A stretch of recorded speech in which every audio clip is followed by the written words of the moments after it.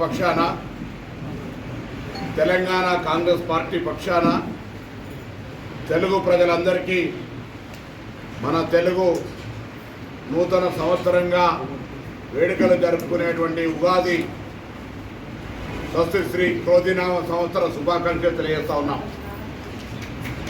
ఈరోజు సిరిసిల్ల కేంద్రంగా ఒకవైపు టీఆర్ఎస్, ఒకవైపు భారతీయ జనతా పార్టీ గత 10 సంవత్సరాలుగా ఈ రెండు ప్రభుత్వాలు అధికారంలో ఉన్నాయి. కేంద్రంలో ఇప్పటికి కూడా భారతీయ జనతా పార్టీ అధికారంలో ఉంది. రాష్ట్రంలో మేము అధికారంలోకి వచ్చి 4 నెలలు మాత్రమే అయింది. కానీ నేతన్నల పేరు మీద శివ రాజకీయాలు ఈ రెండు పార్టీల నేతలు కలిసి వాళ్ళకు ఉన్నటువంటి హిడెన్ ఎజెండా స్నేహితం మేరకు కాంగ్రెస్ పార్టీని ఇబ్బంది పెట్టేటువంటి ప్రయత్నంలో భాగంగా వారు చేస్తున్న రాజకీయాన్ని అటు నేతన్నలకు కానీ ఇటు ప్రజలందరికీ కూడా వాస్తవాలు చెప్పాలనేటువంటి ఆలోచనతోటి మేమందరం కూడా కలిసి ఈరోజు ప్రెస్ కాన్ఫరెన్స్ చేస్తూ ఉన్నాం. మేము ఎప్పటికైనా మీరు స్వతంత్రం వచ్చినప్పటి నుంచి తీసుకుంటే నేతన్నల ప్రయోజనం కొరకు ఏదైనా నిర్ణయం తీసుకుందంటే కాంగ్రెస్ పార్టీ ప్రభుత్వం తప్ప వేరే ప్రభుత్వం కానే కాదు అని వల్ల గుర్తి చెప్పగలుగుతాం. ఎందుకంటే మేము అటువంటి కార్యక్రమాలు తీసుకున్నాం.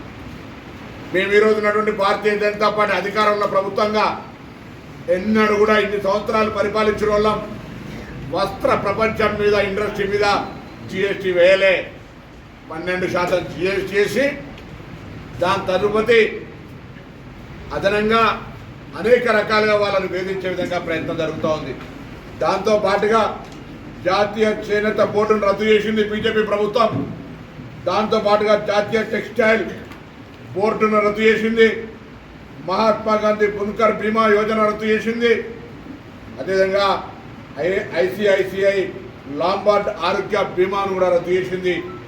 ఈరోజు హౌస్ కమ్ వర్క్షెడ్ కింద చేసినటువంటి కార్యక్రమం అక్కడనే ఉంది.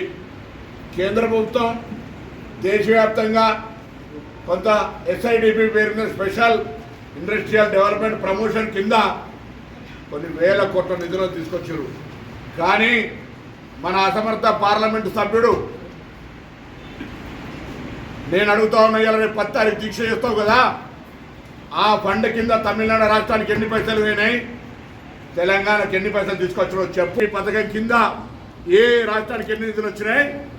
ఇంతంత కాదు అంతంత పెద్ద మోటుగాడు అనేటువంటి నీవు ఇక్కడ ఇండస్ట్రీకి ఏం తెచ్చినావు అని అడుగుతా ఉన్నాం.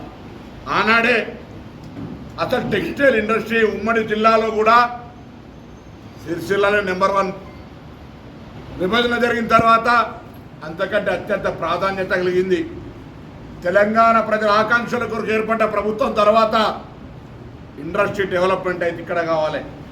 ఆనాడు మేము చెప్పినాం, అందరం కూడా ప్రెస్ కాన్ఫరెన్స్ చేసి ఇది సిరిసిల్లకు చీకటి దినం, రాబోయే కాలంలో దీని ప్రభావం పడుతుందని ఆ రోజు మార్కెట్ టెంపుల్లో ప్రెస్ కాన్ఫరెన్స్ చేసినాం. మీ అందరి సాక్షిగా వరంగల్కు తీసుకుపోయి పవర్లు ఇంట్రెస్ట్ ఉంటుంది. మేము వ్యతిరేకం కాదు, కానీ మాకు రావాల్సి ఉండే అనే మాట కోరినాం.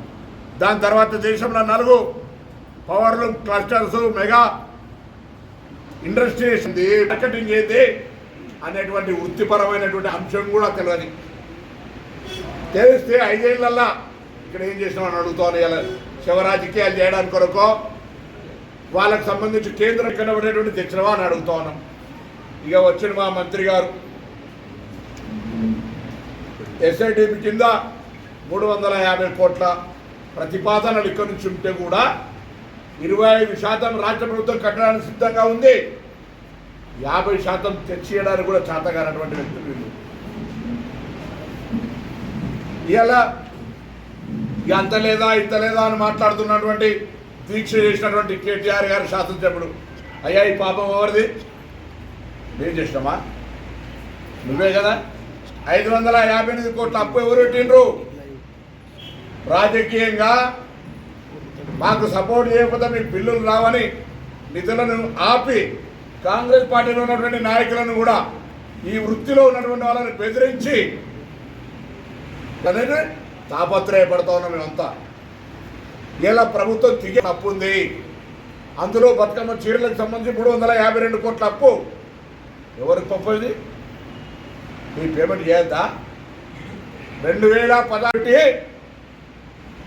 అసలు ఆ కొత్త పెళ్ళైన జంటలకు నక్షత్రాన్ని ఏం నక్షత్రం అరుంధతి నక్షత్రాన్ని చూపెడితే ఇవాళ ఆ డైనింగ్ టేబుల్ డిస్కషన్కి సంబంధించి ఒక్కటన్నా అమలైందా ముఖ్యమంత్రి గారు? చూపెడతావా? ఆనాటి ముఖ్యమంత్రి గారు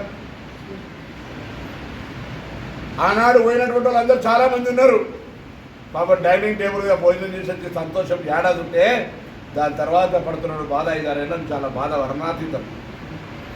నేను ఒకటే మాట, మాకు బాధ్యత ఉన్నది. ఎవరైతే కొంత ఈరోజు ఇక్కడ 393 సంఘాలుంటే 105 మాత్రమే పనిచేస్తూ ఉన్నాయి. మా ఉద్దేశం అన్ని సహకార సంఘాలు మ్యాథ్స్ కావచ్చు ప్రతి ఒక్కరికి పనిచేసే వాళ్ళందరికీ పని చేయాలనే ఆలోచనతో మేము ఉన్నాం. ఇలా బతుకమ్మ చీరల విషయం పక్కన పెడితే ఒక మాట మాత్రం మళ్ళీ చెప్తా ఉన్నాం. ఇలా రాష్ట్ర ప్రభుత్వం రేవంత్ రెడ్డి గారి నాయకత్వంలో ఉన్న ఈ ప్రభుత్వం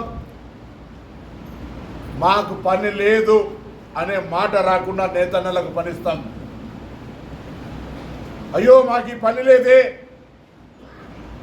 అందుకే మొన్న 11వ తారీఖు 3వ నెల 2024 నాడు జీవో నెంబర్ 1 ద్వారా రాష్ట్రంలో అన్ని అవసరాలకు సంబంధించి వస్త్రాలను కొనుగోలు చేయడానికి జీవో తీసుకున్నాం.